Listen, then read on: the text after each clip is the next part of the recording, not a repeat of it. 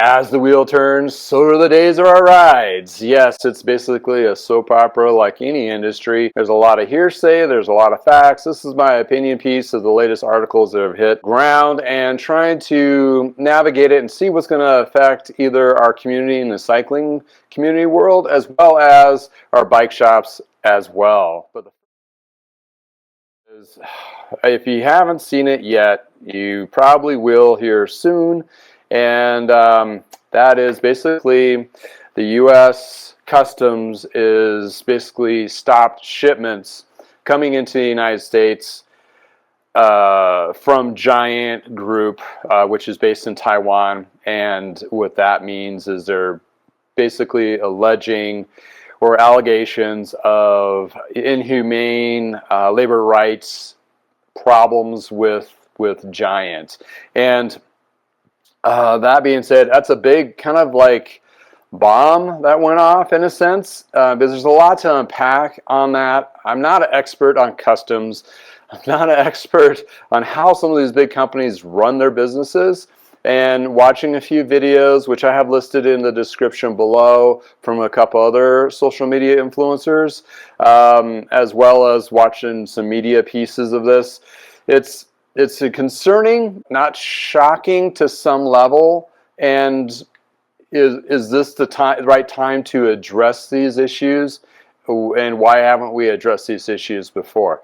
What I'm talking about is the labor conditions of Giant is using labor force in Taiwan, and that is a tricky topic. And let's just back it up. Like, Giant is a company, if you don't know, builds a lot of bicycles, and they have multiple facilities, and not just in Taiwan, but other countries like China and I believe Vietnam and others.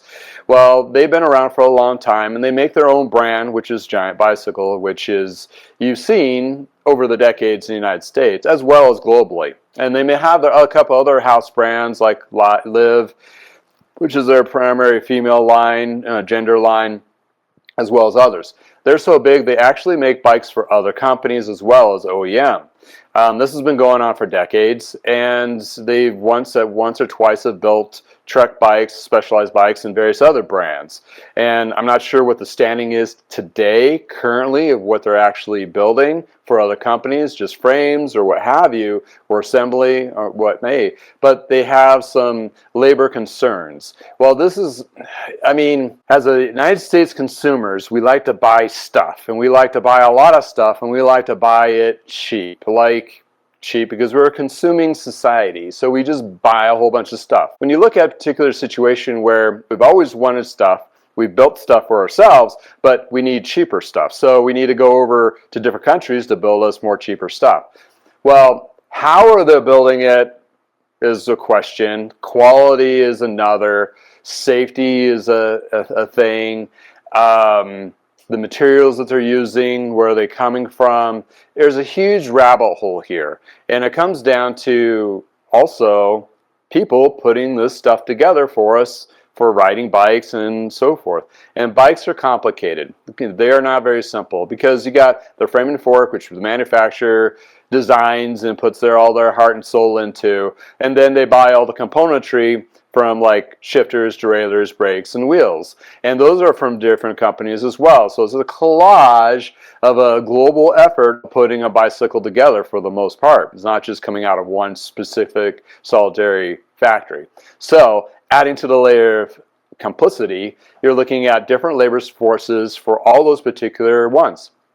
Here in the United States, we have immigration, basically immigrant labor for various other parts of our industry, like crops and so forth. This is nothing new, and they supposedly have some rights within our country that are equal to or similar as regular citizens. When you're looking at other countries, though, that labor force being pulled in from other countries is apparently not the same.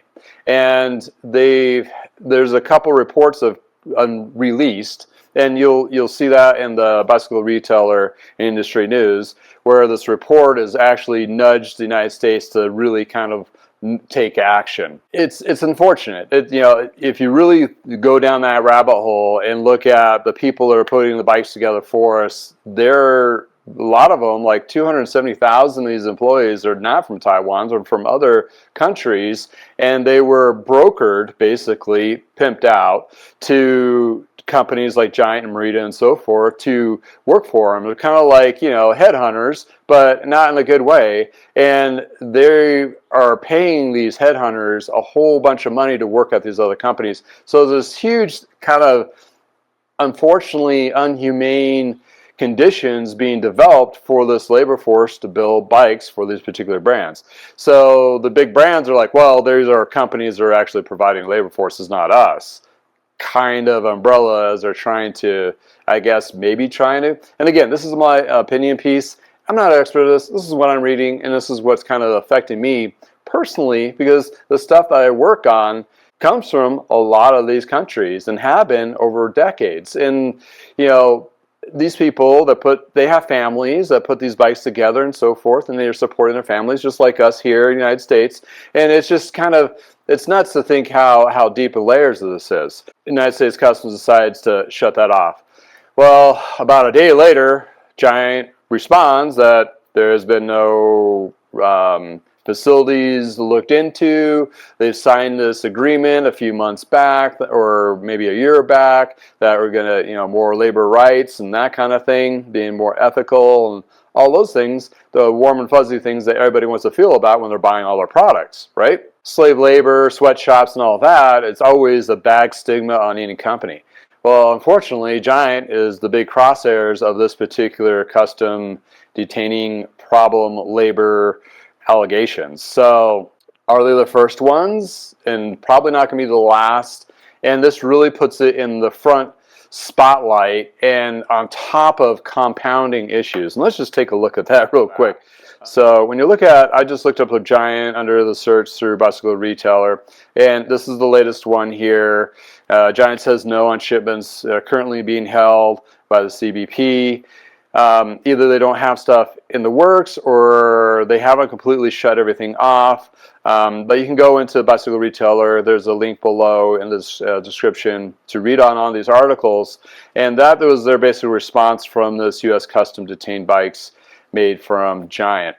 Is it the bikes only from Taiwan? Is it from the other countries that they are producing from? Is Giant just going to ship the products to those other countries and deport them there, which is a huge cost? And what other brands is affected? I mean, they're mainly just targeting Giant, and that's, I mean, come on, as a custom agent, it's like, is this the Giant made product, or is this from some other company coming in, and should we detain that too? And how is it going to be affected is going to be a huge part. But there had a lot of troubles. Giant and Merida, they've had revenue down in August, and that goes back to the first quarter, and it's just on and on and on. And we're buying less products, which is kind of the state of the state in the United States. We're not buying as much products in general, especially the higher end products. So those products that are upper end from Giant, Trek, Specialized, and so forth, the 2,000 plus market is really quiet down in the last year or so.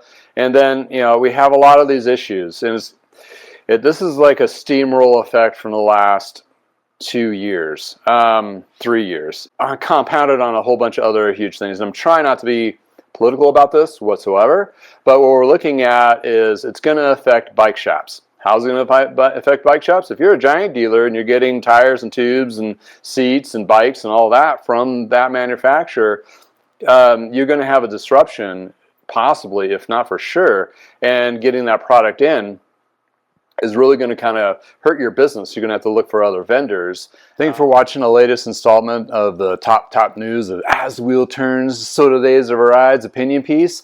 Hopefully you got some insights of what a perspective of a bike shop is with the current events that are going on around them. Yeah, it's still a little muddy waters, but week in and week out, we try to do our best and navigate that for our customers and our community. Well, in any case, thanks for hanging out with me in the garage. If it's nice in your neck of the woods, please go for a ride. Until next time, have a wonderful day.